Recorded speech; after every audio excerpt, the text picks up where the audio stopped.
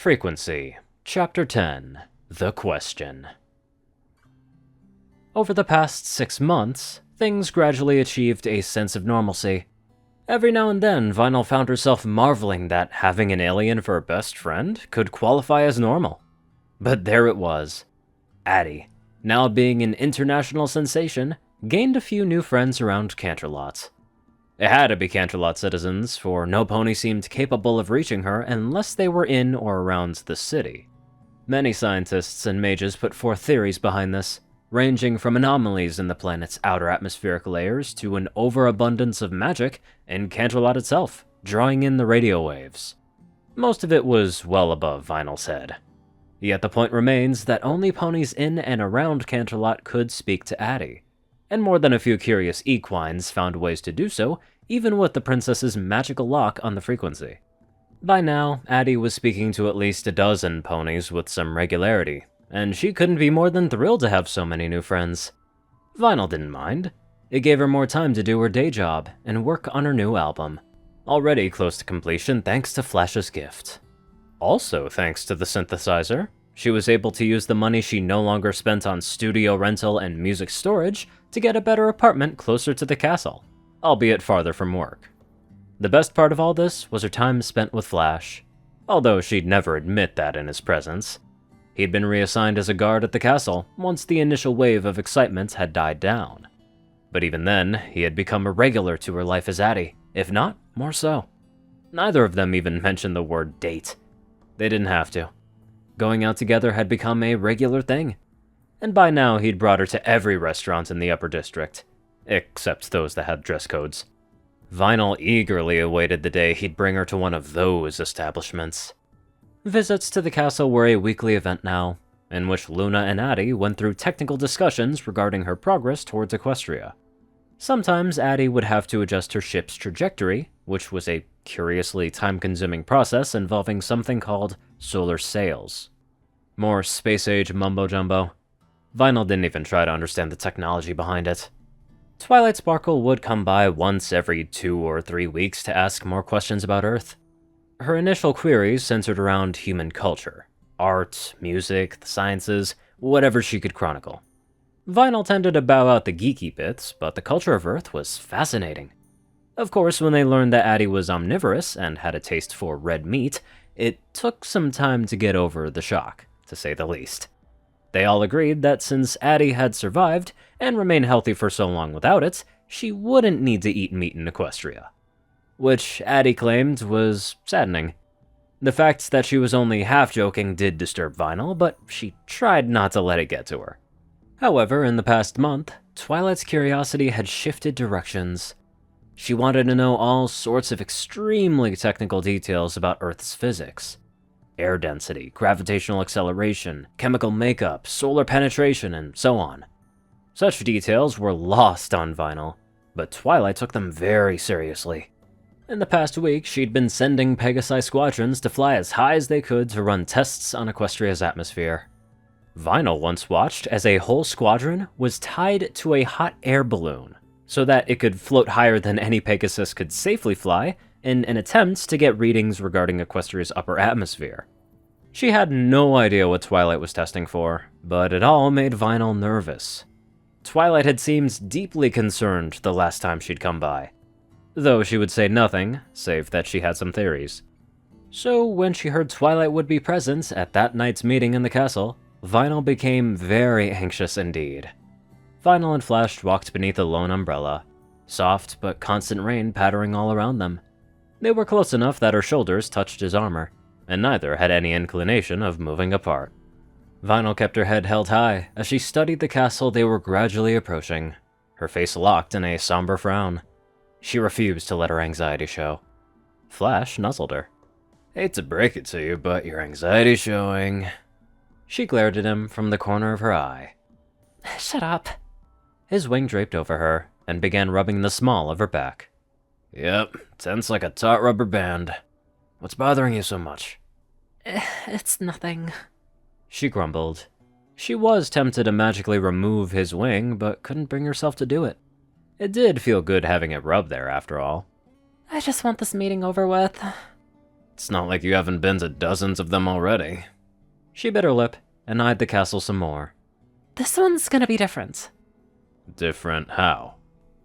I don't know. She sighed and permitted her head to droop a little. It's just a feeling. Like there's some bad news coming our way. Flash sighed and pressed his body to hers. His armor was cold, but she didn't mind. I think you're worrying too much. If something is going to happen, we'll get through it. She offered him a weak smile. Well, aren't you my knight in shining armor? He chuckled and nuzzled her ear. The act had the predictable result of sending a delightful tinkle down her spine. I try to be. Get off! She shoved him with her shoulder, just hard enough to make him step into the rain, which briefly resounded against his golden plates. When I need a hero, I'll save myself. You like it. He grinned and moved in for another nuzzle of her ear. She ducked him.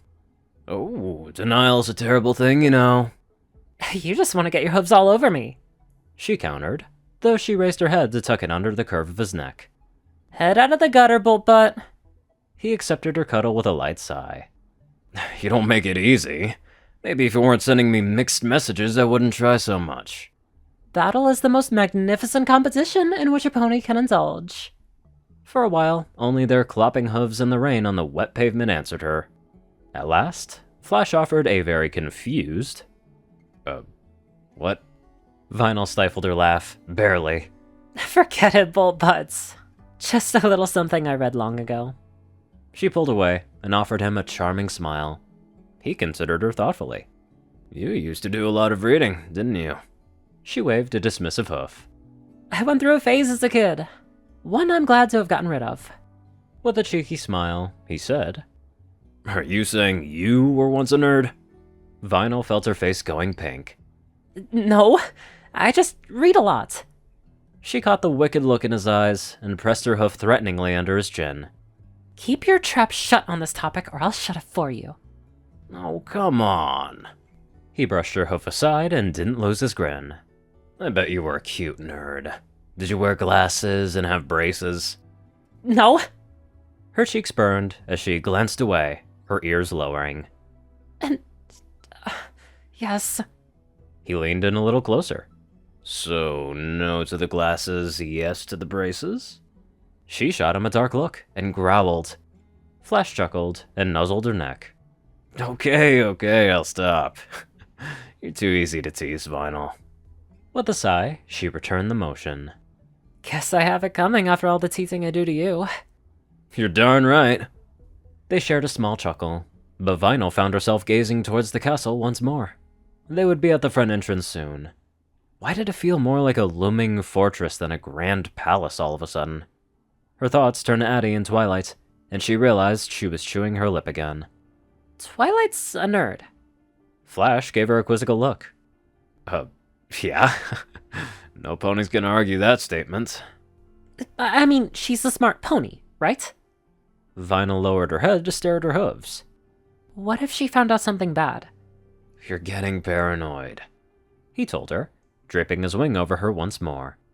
Come on, Vinyl, what you gonna find out that's got you so worried? I don't know. She pressed against him, her body steadily warming his armor. What if she finds some kind of problem? She's been running a lot of tests lately. I'm starting to wonder if maybe Addie can't live here after all. Why wouldn't she be able to live here? Vinyl shrugged. Maybe the air's not right or something? I don't know. Vinyl bent down to nuzzle her ear again, and she shivered with a smile. You're worrying too much, he said. I think Twilight would have determined long ago if Addie could actually live in our world.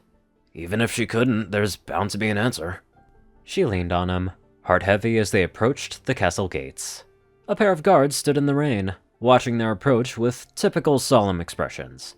It was like the water dripping off their armor and down their faces didn't exist. Their stoic frowns didn't soften as the pair passed by them. Flash gave a salute, which they returned. As they passed by, Vinyl asked, Is there some kind of rule that you guys have to look like jerks when on duty? I'm on duty, he pointed out. But I get your meaning. We're supposed to be intimidating. Intimidating to what? Vinyl gave him a hard look. If there's anything dangerous enough to threaten a princess, it would blow you guys away like a bunch of leaves.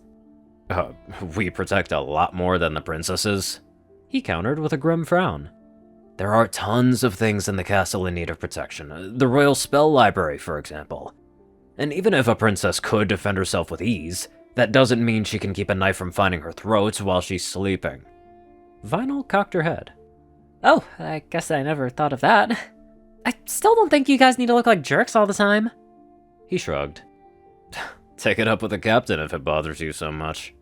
The unicorn guards at the castle's main entrance saluted Flash, and opened the doors for them.